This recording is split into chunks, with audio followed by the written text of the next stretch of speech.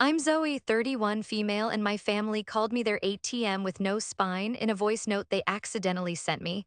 For 6 years, I had been quietly covering their rent, their utilities, and their groceries. They laughed and said, "She'll keep paying, she always does." And so I said nothing. I just stopped paying. I waited until the landlord's phone call about an eviction notice did all the talking for me.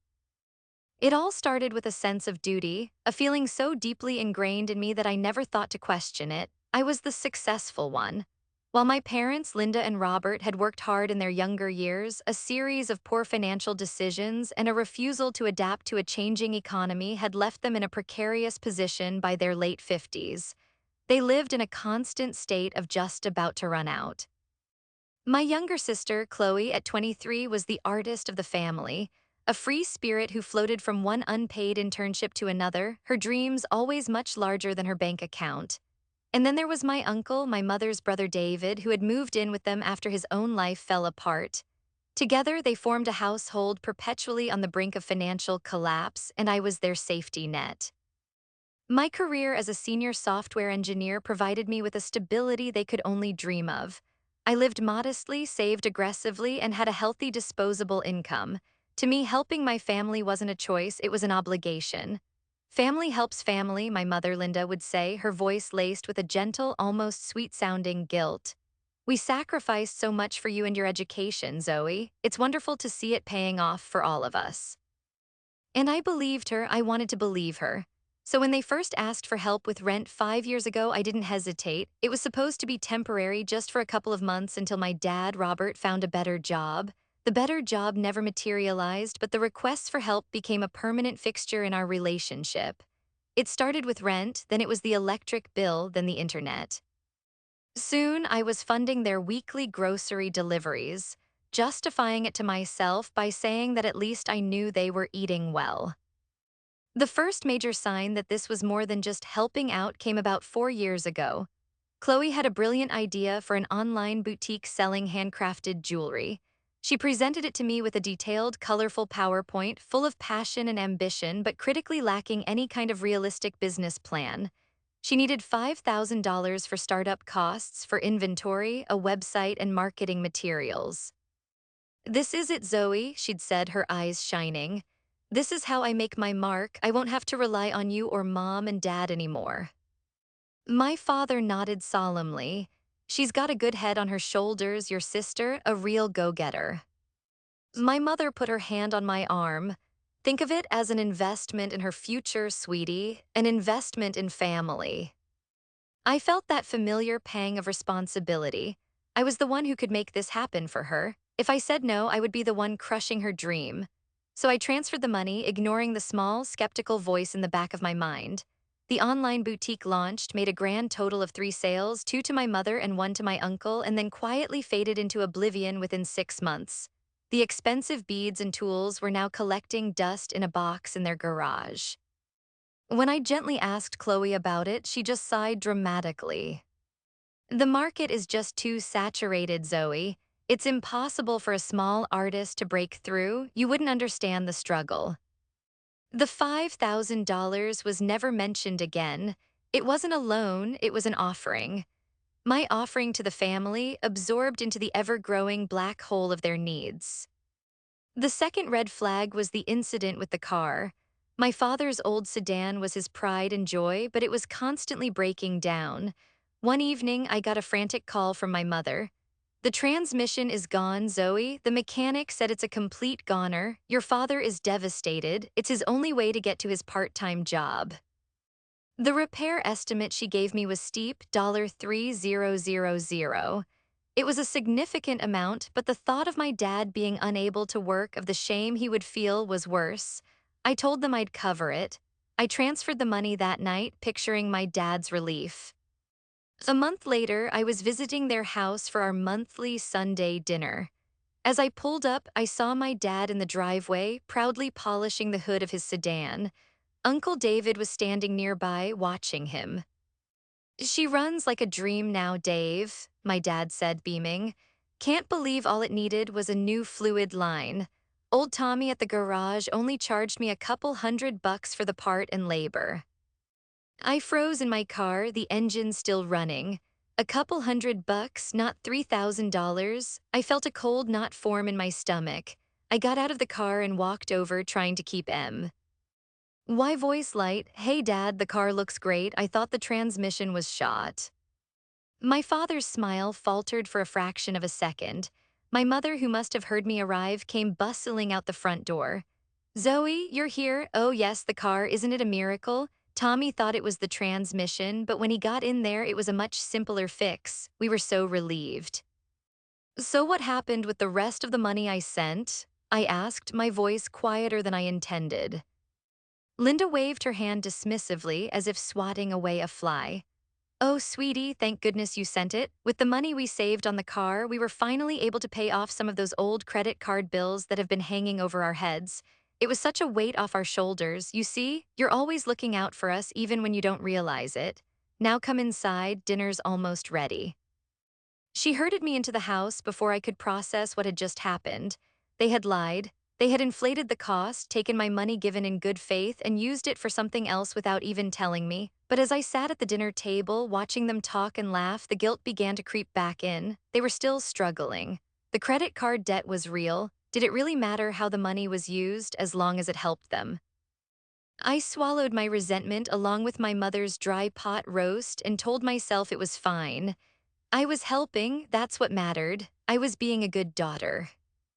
These incidents, big and small, stacked up over the years. There was the time I paid for a specialist dental procedure for my uncle, only to find out it was for cosmetic veneers.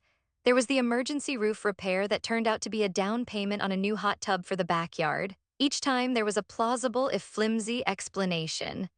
Each time my desire to avoid confrontation and my deep-seated need to be the reliable, helpful daughter won out. I would feel a flash of anger, a sense of being used, but it would quickly be smothered by a wave of manufactured guilt and my own genuine love for them. I convinced myself that this was simply the price of having a successful life. My burden was to lighten theirs. I automated the payments. The rent was sent directly to the landlord from my account on the first of every month. The utility bills were on autopay. A standing order for $300 worth of groceries was delivered to their doorstep every Monday morning.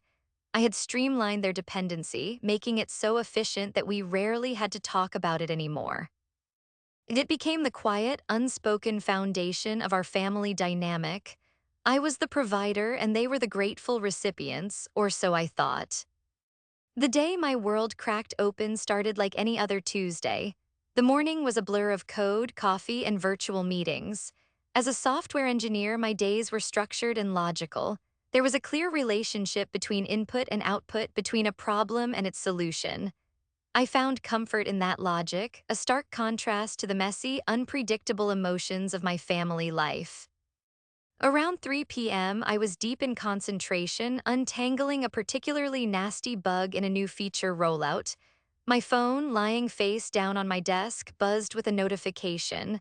I ignored it, my fingers flying across the keyboard. A few minutes later, it buzzed again. I glanced at the screen. 2 messages from my Uncle David. The first was a text, "Hey Zoe, can you call mom? She's having a meltdown about the oven lol." I sighed. The oven meltdown was a recurring drama. It was an old appliance, and my mother was convinced it was a fire hazard, periodically demanding a brand new one. I made a mental note to call her after my meeting. The second notification was a voice message.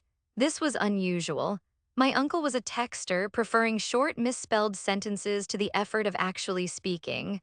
Curiosity piqued. I picked up my phone, popped in my earbuds, and pressed play, expecting to hear a brief, exasperated summary of the oven situation. The recording started with the sound of a closing car door and muffled laughter. It wasn't just my uncle's voice. I could hear my mother, Linda, and my sister, Chloe, too. They sounded like they were in a car, maybe driving somewhere. Uncle David's voice came through first, loud and boisterous. And then I told him, if you think I'm paying that much for a tune-up, you're crazy.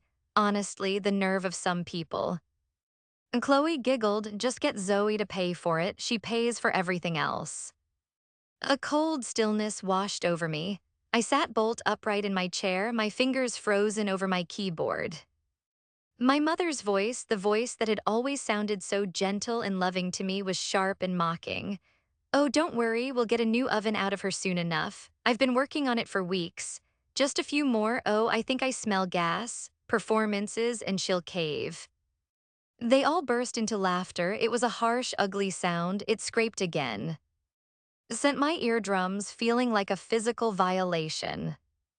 "She's just so predictable," Chloe added, her voice dripping with disdain. "You just have to press the right buttons. The 'I'm so worried' button, the 'your father is stressed' button, or the classic 'we sacrificed so much for you' button." "It's like a video game," my uncle cackled. "Easy mode." My heart felt like it had stopped. I couldn't breathe. This had to be a mistake, a joke. They couldn't be talking about me. But then my mother spoke again, and her words erased any shred of doubt. "She sent the grocery money this week, right on time. Bless her little responsible heart." "Of course she did," Uncle David scoffed. "Good old Zoe, the ATM with no spine." "The ATM with no spine."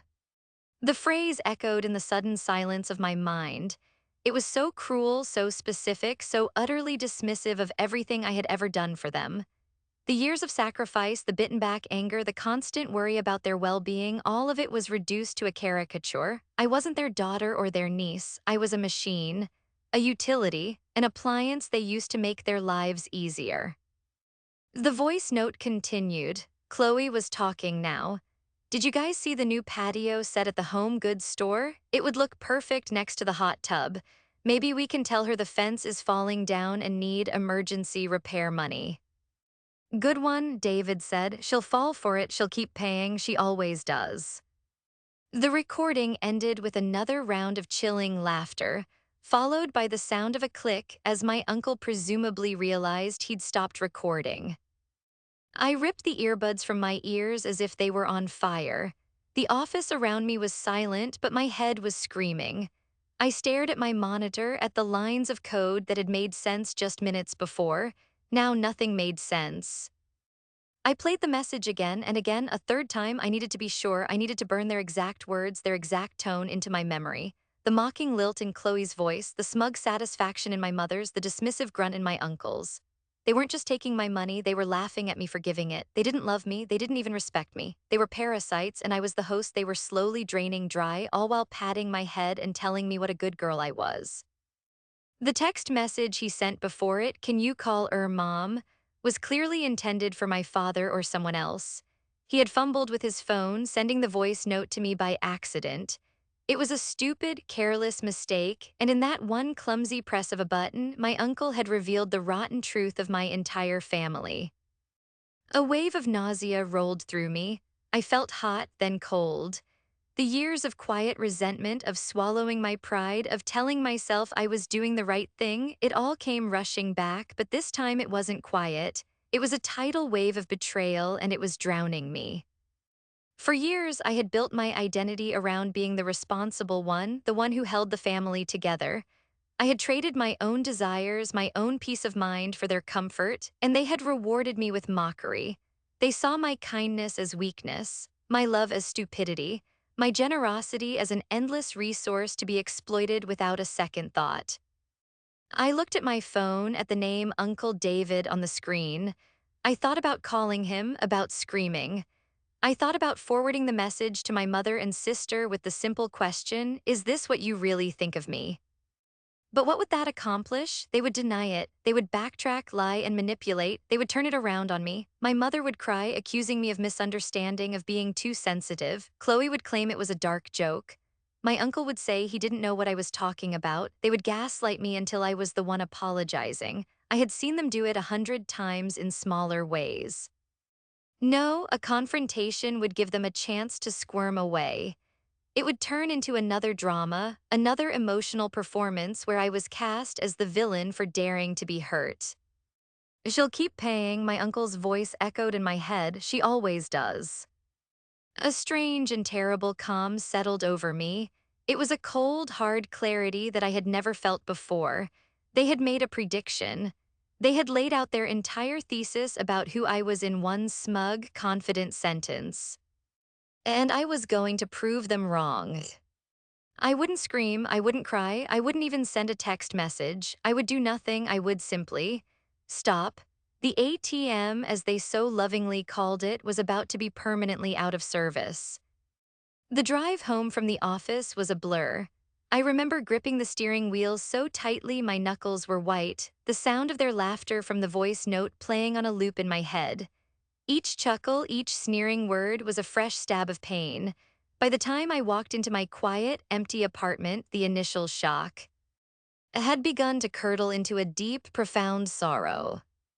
I sank onto my sofa, the silence of the room amplifying the noise in my mind.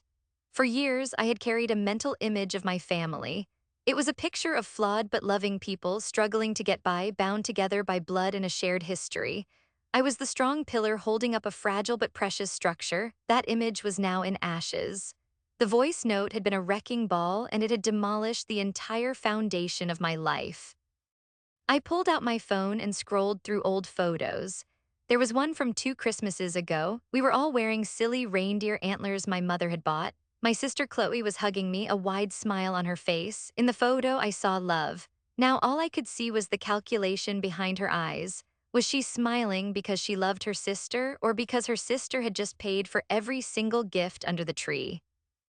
There was another photo from my dad's 60th birthday party last year. I had thrown him a surprise party at their house, ordering catering, a cake, and decorations. He had tears in his eyes when he thanked me, saying I was the most thoughtful daughter in the world. Was he moved by the gesture or by the fact that it hadn't cost him a penny? Every memory was now tainted. Every I love you, every we're so proud of you, every what would we do without you was suspect. They weren't words of affection, they were transactions. They were the praise a user lavishes on a well-functioning machine. Good little ATM, keep dispensing the cash. The grief was overwhelming. It felt like a death. In a way it was. The family I thought I had was gone. They had been replaced by these strangers in the voice note, these cold, calculating mimics who wore the faces of my mother, sister, and uncle. I cried. Not the loud, screaming sobs I felt I was entitled to, but silent, hot tears that streamed down my face and soaked the collar of my shirt. I was mourning a fantasy. I was mourning the person I used to be, the naive, trusting daughter who thought her love was enough. After an hour of sitting in the dark, my tears ran dry, replaced by that same cold, hard clarity I'd felt in the office. The grief was still there, a heavy weight in my chest, but it was now mixed with something else: resolve. They had written the script. They had cast me in a role I never auditioned for. The ATM with no spine, the endless font of cash who would always pay no matter what. The worst part was, for years, I had played the part perfectly. I had enabled them. My desire to be needed, to be the good daughter, had made me weak. My fear of conflict had made me their perfect target. Well, the performance was over. I stood up, walked over to my laptop, and opened it. The decision was made. There would be no dramatic confrontation, no tearful accusations. They didn't deserve the dignity of a fight. A fight would imply that their opinion of me still mattered. It would suggest there was a relationship left to save. There wasn't. Instead, I would give them exactly what they had given me for years: silence and assumptions. They assumed I would always pay. Now they could assume I had. The first step was the rent. I logged into my online banking portal. There it was, a recurring automatic payment scheduled for the first of every month, sent directly to Mr. Henderson, their landlord. The amount was significant enough to rent a small, comfortable house in their town. With a deep breath, I clicked on the payment and a drop-down menu appeared. My finger hovered over the cancel button. A lifetime of conditioning screamed at me to stop. What if they get kicked out? Where will they go? It will be your fault. My mother's voice was in my head, full of worry and veiled accusation. Then I heard my sister's voice from the recording, dripping with mockery. Just get Zoe to pay for it. My finger slammed down on the trackpad. Are you sure you want to cancel this scheduled payment? The screen asked. She'll keep paying, she always does.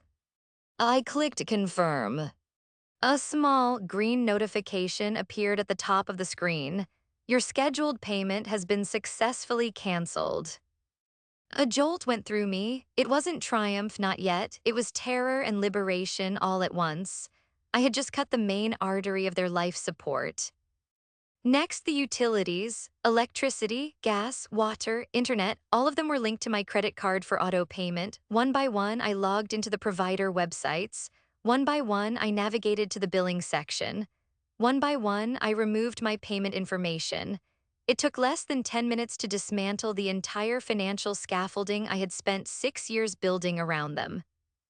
The final step was the groceries. This one felt strangely personal. I had set up the weekly delivery myself, carefully selecting items I thought they would like, adding little treats I knew Chloe or my dad enjoyed. It was my way of caring for them from a distance. Every Monday. Why mornings, a truck would arrive at their door with everything they needed for the week. I opened the grocery delivery app. The next order was scheduled to be processed on Sunday night. With a heavy heart, I canceled the subscription. There would be no delivery this coming Monday. The fridge would not be magically restocked. I closed my laptop. It was done. I had severed every financial tie. The ATM was officially permanently closed. There would be no announcement, no warning. The machine was simply broken.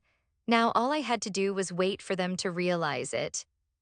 The rest of the evening was spent in a daze. I ordered a pizza I barely touched and watched a movie I couldn't follow.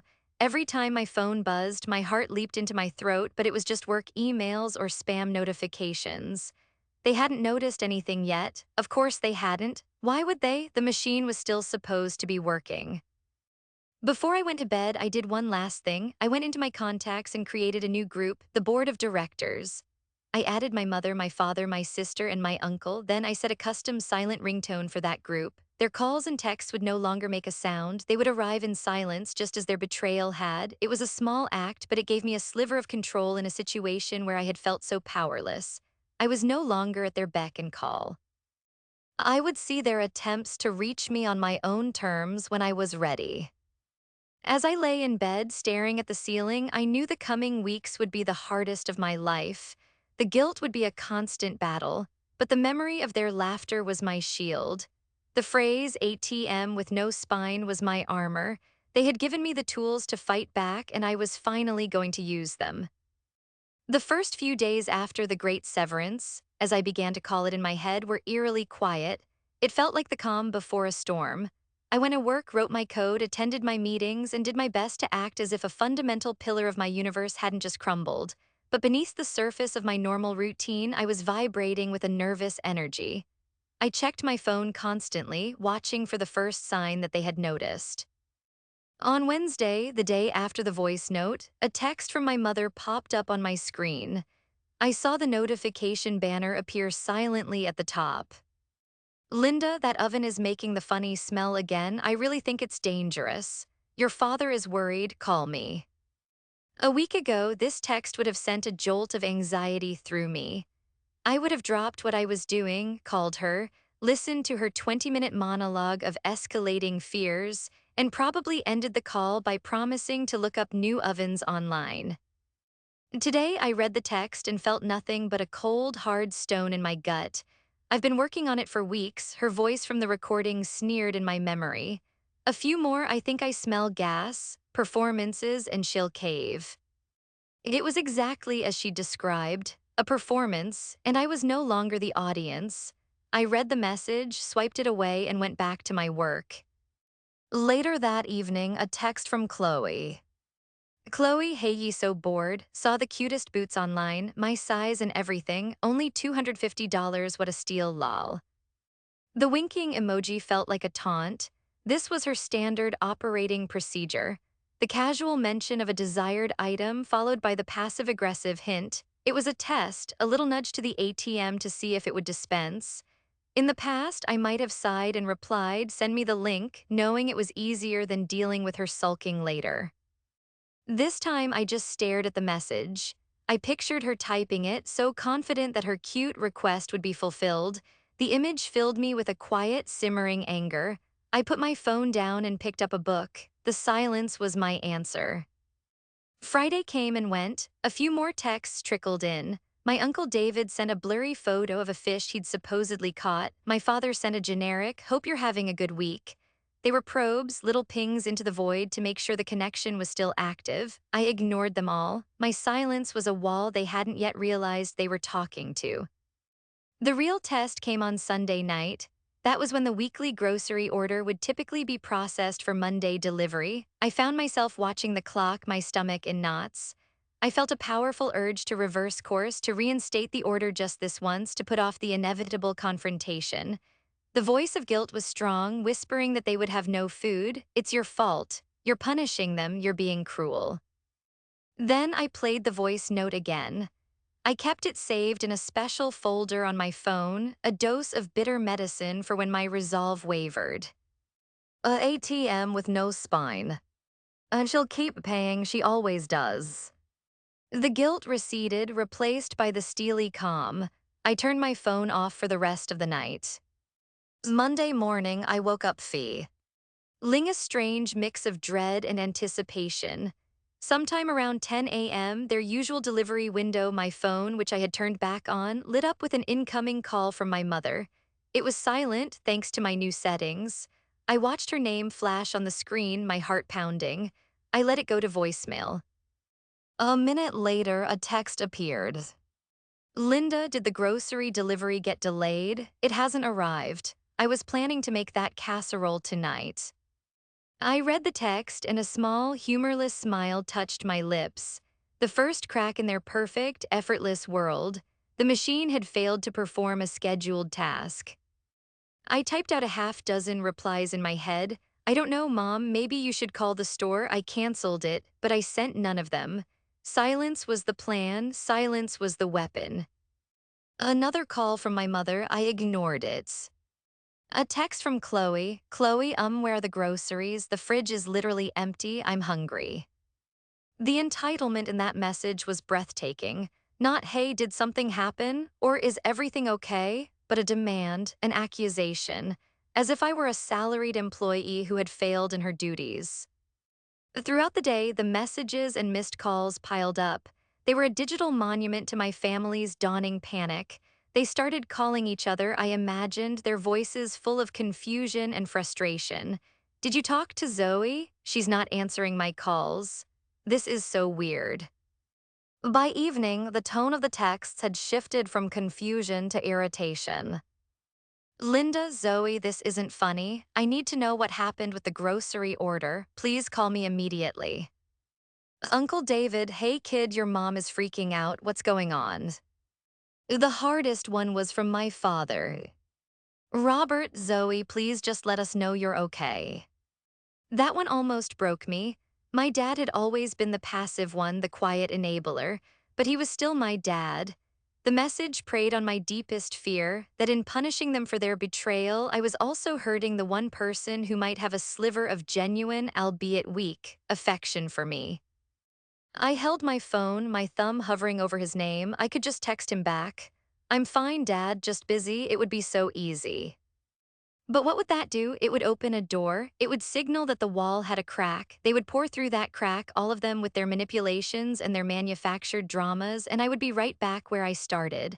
My father was part of the system. He benefited from it just as much as the others. His silence over the years, his quiet acceptance of my mother's schemes, that was his complicity.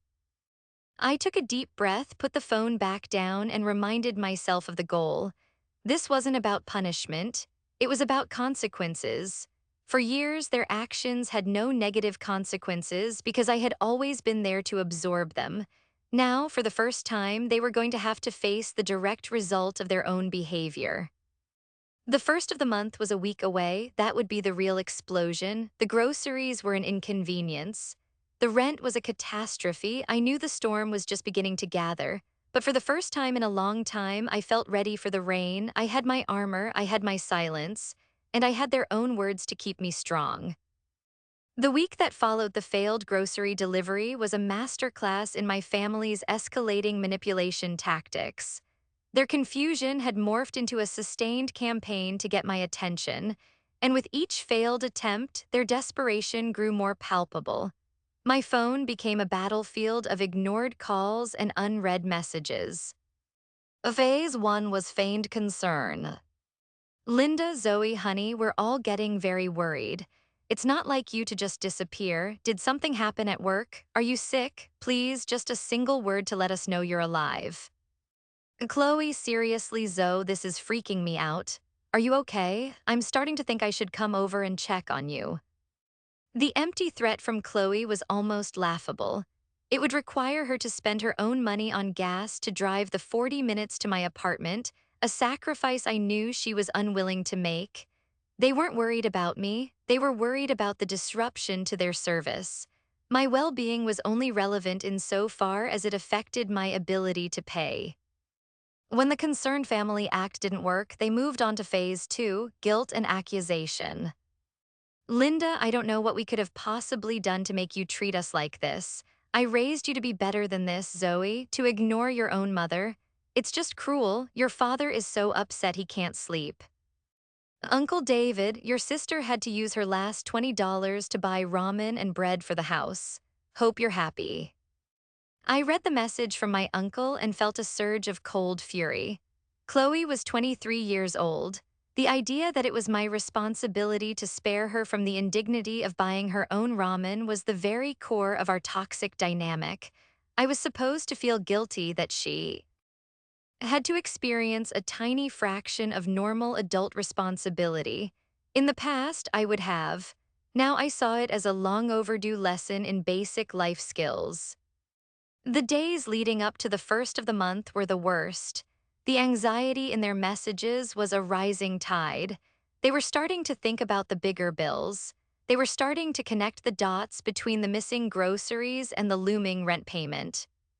On the 28th, a text from my dad. Robert, Zoe, I know you're mad about something. We can talk it through. But Mr. Henderson's rent is due in a few days. I just want to make sure it's all set up like usual. He was trying to be the peacemaker, the reasonable one, but his message was still based on the core assumption that my anger was a temporary emotional state and that it would not, under any circumstances, interfere with my financial duties. He wasn't asking if I would pay, he was asking if I had already taken care of it despite my anger. I ignored it. The first of the month arrived. It was a Friday. I woke up with a knot of dread in my stomach so tight it felt like I'd swallowed a stone. This was it, the point of no return. I had canceled the payment weeks ago, but today was the day the payment would fail to arrive in the landlord's account. All day at work, I was on edge. I couldn't focus. Every email notification made me jump. By 5 p.m., the onslaught began. My phone screen lit up like a Christmas tree, a silent, frantic light show of calls from every member of my family, one after another. Linda, Zoe, Ann Miller, you answer me right now. Mr. Henderson just called. He said the rent wasn't paid. He's never not gotten the rent on the first. I told him it must be a bank error. A bank error, of course. The first line of defense was to blame an impersonal system. The idea that I might have intentionally stopped paying was still too radical for them to comprehend. Chloe, OMGZOEY, a bank error. You need to fix this now. Mr. Henderson sounded super mad. Robert, call me. We need to sort this out before he starts charging late fees. I watched the messages pour in, my hand trembling slightly. This was the moment. The moment they realized the machine wasn't just glitching, it had been deliberately shut down. I let them spin in their panic for a few hours. I imagined the scene at their house, the frantic pacing, the shouted conversations, the rising hysteria as they tried my number over and over, only to be met with the wall of my silence. They were trying to call the ATM's customer service hotline and no one was picking up. Around 8 p.m., my mother tried a new tactic, emotional blackmail of the highest order. A long, rambling text appeared on my screen. Linda, I can't believe this. After everything we've done for you, the sacrifices we made, we gave you everything. We made sure you had the best education so you could have a good life, a life we never had. And this is how you repay us, by making us homeless? Do you hate us so much? What did we do to deserve this? I've been a good mother to you. I have loved you with my whole heart. And you are throwing it back in my face. I don't even know who you are anymore. The words were designed to shred my soul, and a part of them did. The old Zoe, the one who lived in fear of her mother's disapproval, felt a deep, wrenching pain. But the new Zoe, the one forged in the fire of that voice note, stood firm. We gave you everything. They hadn't given me everything. They had given me a crushing sense of obligation. This is how you repay us. Repay them. I had been repaying them to the tune of thousands of dollars a month for 6 years. I had repaid them tenfold. I powered my phone off completely. I couldn't look at it anymore. I ran a hot bath, put on some music, and tried to breathe. I had to get through the night. The confrontation was coming. It was no longer a question of if but when. They wouldn't let this go. They would come for me. The only thing I could do now was prepare myself for the storm when it finally broke. The storm broke on Saturday afternoon.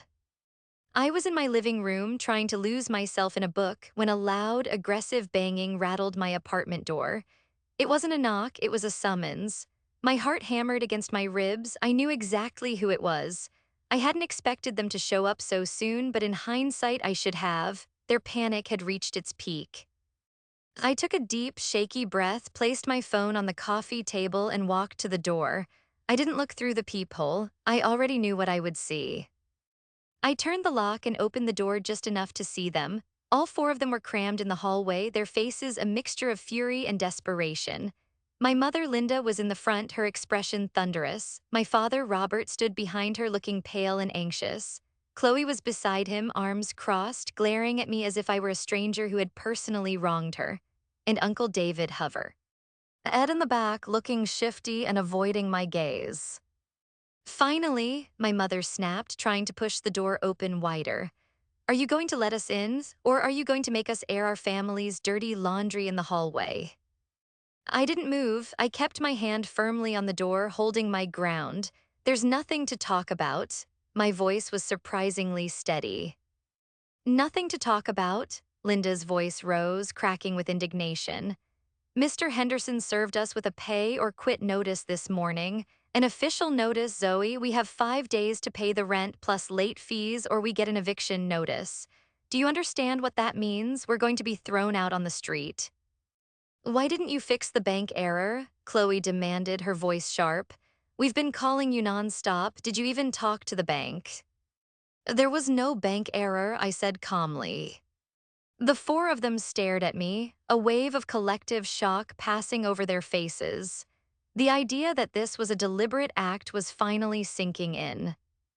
My father stepped forward, his expression pleading.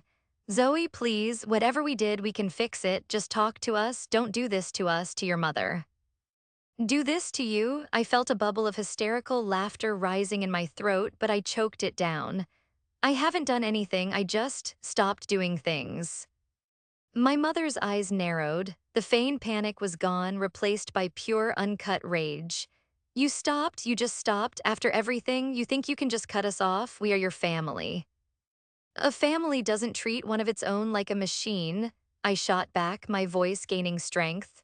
A family doesn't mock someone behind their back for their generosity. Uncle David flinched. My mother and Chloe exchanged a flicker of a panicked look. They knew. What are you talking about? Linda said, her voice a pitch too high. We would never mock you. We love you. We appreciate everything you do for us. Do you? I asked, my voice dripping with ice. Do you really appreciate me, or do you just appreciate my money? This is ridiculous, Chloe scoffed. You're being overly sensitive and dramatic. We're in a real crisis here, and you're making up imaginary insults. Imaginary insults? The sheer audacity of her denial was stunning. They were going to lie to my face, standing on my doorstep while threatening to be homeless because of a problem they had created. This was the moment, the one I had been rehearsing in my mind. You're right, I said, my voice softening just a fraction. Maybe I am being too sensitive. Maybe I completely misunderstood. A wave of visible relief washed over them. My mother's shoulders relaxed. My father managed a weak smile. They thought they had won. They thought the old Zoe was back, the one who could be soothed with a few empty platitudes. Exactly, sweetie, my mother said, reaching to pat my arm. We can sort this all out. Just call Mr. Henderson, pay the rent, and we can forget this whole silly misunderstanding ever happened. I pulled my arm away from her touch.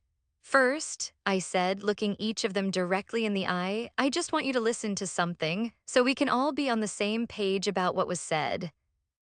I turned, picked up my phone from the coffee table, and tapped the screen.